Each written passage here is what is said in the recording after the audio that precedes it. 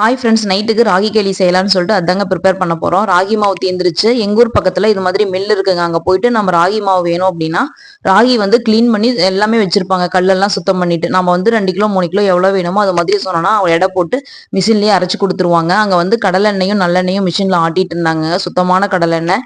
இங்கே தான் நாங்கள் வந்து கடலெண்ணெய் நல்லெண்ணெய் தேவைன்னா வாங்கிக்குவோம். எனக்கு செய்யவெல்லாம் தெரியாது, செஞ்சு கொடுத்தா சாப்பிடுவேன். அதுதான் களி.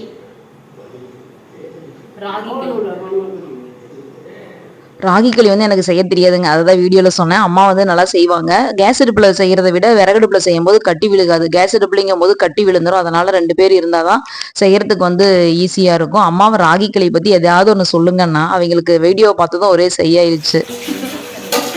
சொல்லு, ராகி களி பற்றி சொல்லு.